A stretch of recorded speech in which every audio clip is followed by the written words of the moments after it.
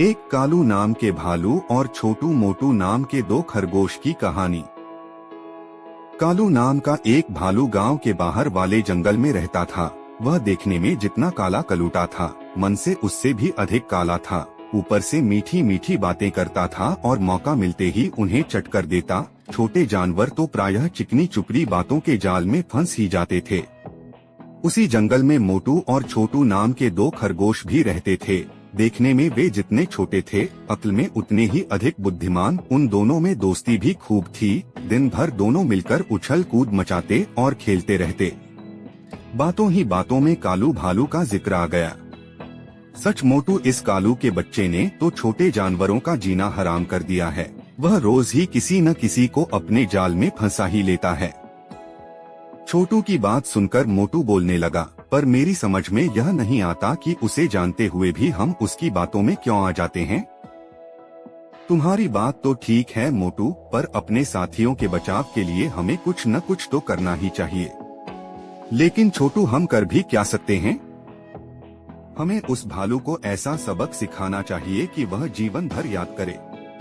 छोटू की बात पर मोटू कुछ सोचते हुए बोला, तुम कहते हो तो जरूर कुछ न कुछ करेंगे। इसके बाद दोनों मित्र छलांगे लगाते हुए चले गए। एक पेड़ के नीचे बैठे वे सुस्ता रहे थे। तभी कालू भालू की आवाज उनके कानों में पड़ी। उस समय छोटू ने सोचा कि यदि वे भागने की कोशिश करें तो शायद कालू भालू उन्हें दबोच लें। इसलिए वह बातें बनाते हुए बोला, अरे कालू दादा, आप यहाँ घूम रहे हो? वहाँ गुफा में विचित्र जीव देखने नहीं गए? विचित्र जीव? कालू ने आश्चर्य से पूछा।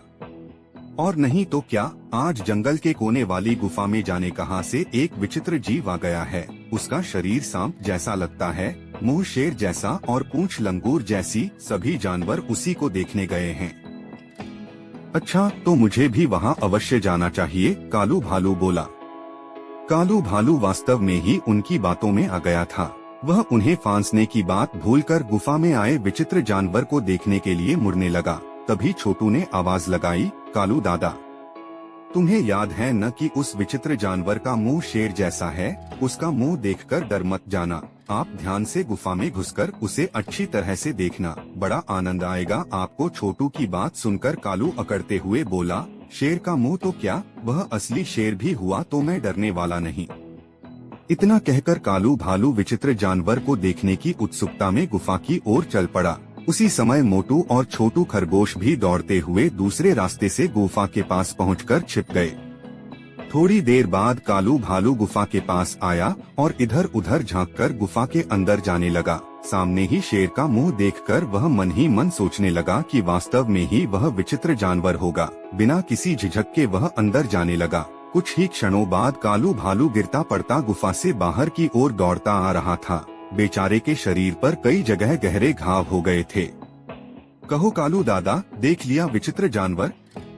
छोटू ने पूछा तो मोटू भी बोल पड़ा, अब तक तो तुम बातों में फंसाकर छोटे जानवरों को मारते थे, आज तुम खुद भी बातों के जाल में फंस ही गए। कालू भालू की दोनों टांगे इतनी बुरी तरह घायल हो गई थी कि अब वह ठीक से चलने लायक भी नहीं रहा था। असल में जंगल के कोने वाली गुफा में कुछ समय पहले ही एक शेर रहने लगा था।